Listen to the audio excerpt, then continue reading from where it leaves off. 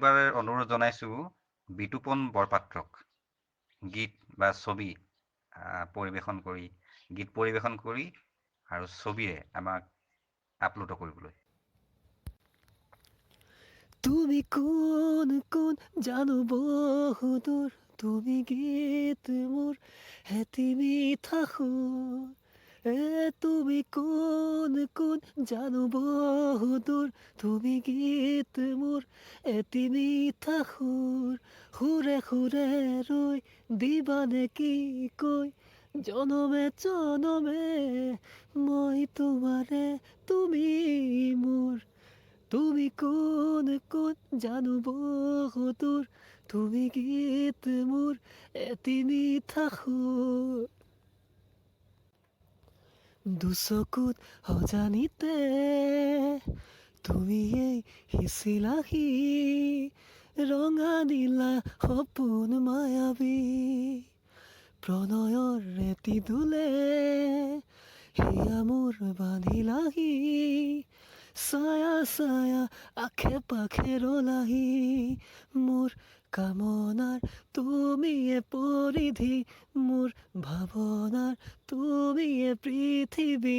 মোৰ কামনাৰ তুমিয়ে পৰিধি, মোৰ ভাৱনাৰ তুমিয়ে পৃথিৱী।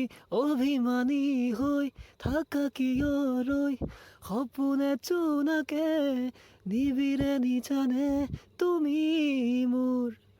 তুমি কোন কোন জানো বহুদূৰ, তুমি গীত মোৰ এটি মিঠা সুৰ। মোৰ কলিজাৰ প্ৰথম চিনাকি, মোৰ কবিতাৰ সুৰৰে কৰণী। মোৰ কলিজাৰ প্ৰথম চিনাকি, মোৰ কবিতাৰ সুৰৰে কৰণী। সুৰে সুৰে ৰৈ দিবানে কি কৈ, জনমে জনমে মই তোমাৰে তুমি মোৰ। তুমি কোন কোন জানো বহুদূৰ, তুমি গীত মোৰ এটি মিঠা সুৰ। এইবাৰ অনুৰোধ জনাইছোঁ চম্পী দত্তক এটি কবিতা পাঠ কৰিবৰ কাৰণে। তেখেতৰ নাম ফটো আমি দেখিলোঁ। এইবাৰ কণ্ঠস্বৰ শুনোচোন কেনেকুৱা। নমস্কাৰ, গ্ৰুপৰ সকলোলৈকে নমস্কাৰ জনাইছোঁ। আজি মই বিশিষ্ট সাহিত্যিক হেম বৰুৱাদেৱৰ বিখ্যাত কবিতা মমতাৰ চিঠি, এই কবিতাটো আবৃত্তি কৰিব লৈছোঁ। যদি কিবা ভুল হয় তেনেহ'লে ক্ষমা কৰি দিব। মমতাৰ চিঠি। মৰমৰ এইয়া মম এডাল জ্বলাই লৈছোঁ, আজি বহু দিনৰ মূৰত তোমালৈ চিঠি লিখোঁ বুলি। বাহিৰৰ উৰুঙা বতাহজাক আহি মমডাল কোবাইছে, চাওঁ খিৰিকীখন জপাই দিওঁ। 7 বছৰৰ আগৰ কথাবোৰ তোমাৰ মনত আছেনে? আমি যে নতুন জীৱনটোৰ পাতনি মেলিছিলোঁ। মোৰ গাত সেই অচিনাকি নিচা বাৰুকৈয়ে লাগিছিল। সিদিনা আছিল কাতিৰ কুঁৱলী সনা কোমল পুৱা। পদূলিত তলসৰা শেৱালিবোৰ উপচি আছিল, আৰু সন্ধিয়া মই তোমালোকৰ ঘৰলৈ নকৈ আহিবৰ দিনা আকাশৰ মেঘৰ মোহনাত হালধীয়া জোনটো নাওখন লৈ আমাক যে ৰিঙিয়াই মাতিছিল তৰাৰ দেশলৈ।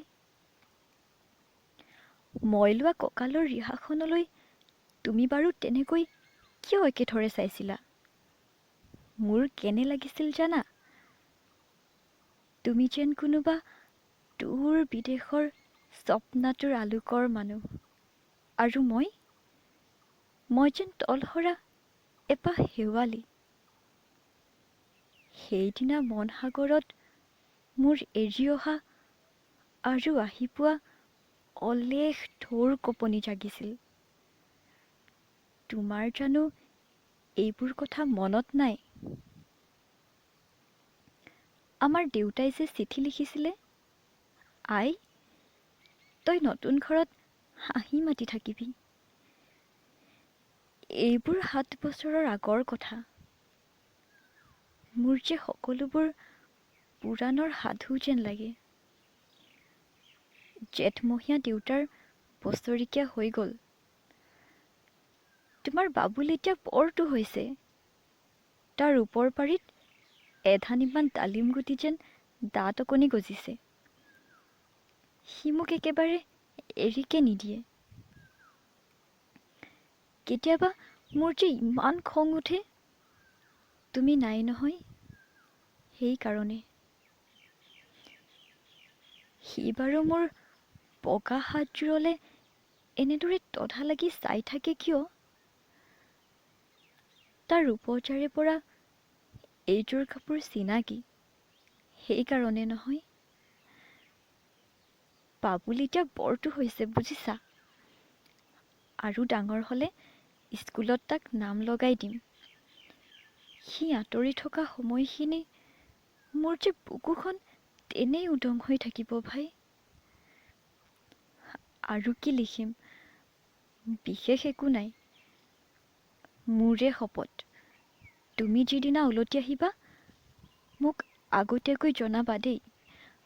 মই ভোগ দৈয়েদি ভটিয়াই গৈ বুঢ়া লুইতৰ বুকুৰ পৰা তোমাক ৰিঙিয়াই মাতিম। তুমি যিদিনা উলটি আহিবা মোক আগতীয়াকৈ জনাবলৈ নাপাহৰিবা দেই। মৰম ল'বা। ইতি, তোমাৰ মমতা। এইবাৰ বুজিছা, মাঘৰ মেজিৰ জুইকুৰা বৰ ৰঙাকৈ জ্বলিছিল। আমাৰ আইতাৰ কলি ছাগলীজনীৰ দুটা পোৱালি জগিছে। এটা শুদ্ধ বগা আৰু আনটো পখৰা। ধন্যবাদ। যদি কিবা ভুল হৈছে তেনেহ'লে ক্ষমা কৰি দিব।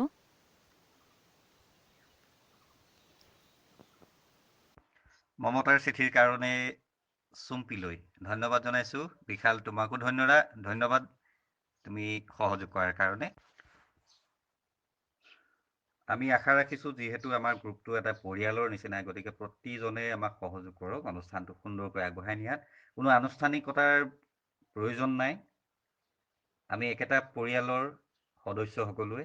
আনুষ্ঠানিকতা মাত্ৰ এটা পৰিৱেশন কৰিবলগীয়া। যিহেতু আমি ইয়াতে পোনপটীয়াকৈ লগ পাই আছোঁ বুলি ধৰি লওক, সন্মুখাসন্মুখীকৈ, আৰু প্ৰত্যেকেই নিজৰ কণ্ঠৰেই আমাৰ কথাখিনি প্ৰকাশ কৰিম। আমি ভাৰতী বাইদেউক বহুদিনৰ পিছত দেখিলোঁ আৰু আজি কণ্ঠস্বৰ শুনিম। বাইদেউৰ মুখত কি শুনিবলৈ পাওঁ, এবাৰ তেওঁকে আমি আগবঢ়াই দিছোঁ। ভাৰতী বাইদেউ। নমস্কাৰ কাব্যবিথীকাৰ সমূহ পৰিয়ালবৰ্গলৈ। মোৰ এটি স্বৰচিত কবিতা পাঠ কৰি পঠাইছোঁ। কবিতাটিৰ শিৰোনাম নিশাৰ মৰিশালীত। ঘোৰ অন্ধকাৰী নিশা মৰিশালীত জীয়াই থকাৰ হেঁপাহবোৰে চিঞৰে চিঞৰে মাংসবোৰ সৰি সৰি পৰি ৰৈ যোৱা জকাবোৰে, কিম্বা ভগ্নাৱেশৰ আধা পৰি ৰোৱা লাও খোলাটোৱে। শুনিছা তুমি মৃত্যুৰ কিৰিলি, শুনিছা আত্মাৰ বিননি? আকৌ এবাৰ সুধিছো তোমাক, শুনিছানে তুমি মৃত্যুৰ কিৰিলি, শুনিছানে আত্মাৰ বিননি? কোনোৰ মৃত্যু হৈছে অকালতে, কোনোক হত্যা ধৰ্ষণ কৰি পেলাই দিছে ৰাজপথত। এতিয়া অসহ্য সহায় সেই বিননিবোৰে চিঞৰি ফুৰে। অন্ধকাৰী নিশা, ঘোৰ অন্ধকাৰী নিশা। এদিন মৰিশালীলৈ যাবা, শুনিবা দেখিবা তুমি তাত উৰি ফুৰা কাতৰ চিঞৰবোৰক। আহ, কি নিষ্ঠুৰ নিয়তিৰ লীলা, তেজাল শৰীৰত অৱশেষ ৰৈ ৰৈ পৰি থাকে এটি মাথো জকাৰ কায়া, মাথো এটি জকাৰ কায়া। ধন্যবাদ। ভাৰতী বাইদেউ, ধন্যবাদ নিদিওঁ। আপোনাৰ কবিতা আমি শুনিছোঁ, খুব সুন্দৰ পাঠ কৰে, সুন্দৰ আবৃত্তি কৰে। আমি আজিও ভাল পালোঁ আপোনাৰ কবিতা শুনি। আকৌ আশা ৰাখিছোঁ ইয়াতকৈ সুন্দৰ সুন্দৰ কবিতা আপোনাৰ পৰা শুনিবলৈ পাম। ধন্যবাদ আপোনাক। আমি এইবাৰ আহ্বান জনাইছোঁ নপুৰ দত্তক কবিতা শুনাবৰ বাবে। আমি তাৰ পিছত আগবঢ়াম অনুপৰ নামটো আমি পাইছোঁ। আমি অনুপক অনুৰোধ জনাম, অনুপ সাজু হৈ থাকিব। নমস্কাৰ। কাব্য বিথীকাৰ সমূহ পৰিয়ালবৰ্গলৈ আগন্তুক ৰঙালী বিহুৰ শুভেচ্ছা জ্ঞাপন কৰি মই এটি স্বৰচিত কবিতা আগবঢ়াবলৈ লৈছোঁ। মোৰ স্বপ্নৰ এটি নাম নাহৰৰ দেশ। পথৰুৱা কোনোবাখিনিৰ ঠিক হালধীয়াখিনিত ৰৈ মই চাই পঠিয়ালোঁ নাহৰৰ দেশলৈ। সৌৱা পৰিভ্ৰমী চৰায়ে মোক আবাহন কৰিছে। সৌৱা আইদেউৰ আয়তীয়ে খোজ দিছে। মই যেন এতিয়াই উৰি গৈ একেটি মিশ্ৰণ হৈ পৰিম। তেওঁতো তেওঁৱেই, নাহৰৰ বাগিচাৰ মোৰ প্ৰভাতী পুৱা। তুমি জানো নুবুজা মোৰ হিয়াৰ বতৰা? তেওঁ এদিন আহিব। ঠিক ধৰাৰ বুকুলৈ তমখা নমাৰ ক্ষণতে তেওঁৰ কাষে কাষে উষ্ণ উশাহবোৰ টানি ৰজনীক বুকুত আঁজুৰি পেলাম। শুভ্ৰ কামিজৰ মোৰ মন দেৱালয়ৰ তুমি নাহৰৰ দেশৰ। তুমিতো নহয় কোনো আনে ভবাৰ দৰে সমাজতত্ব নাইবা ৰসায়নৰ পোহৰ। তুমি যে জোনাক মোৰ মন আকাশৰ, পাহৰিব নোৱাৰা এক স্মৃতি দুখৰ। খুব সুন্দৰ নপুৰৰ কণ্ঠস্বৰ আৰু কবিতাও তেনেকৈ সুন্দৰ। আমি আশা ৰাখিছোঁ পৰৱৰ্তী সময়ত নপুৰৰ পৰা আৰু সুন্দৰ সুন্দৰ কবিতা শুনিবলৈ পাম আৰু সৃষ্টি আৰু নিখুঁত হ'ব, সুন্দৰ হ'ব।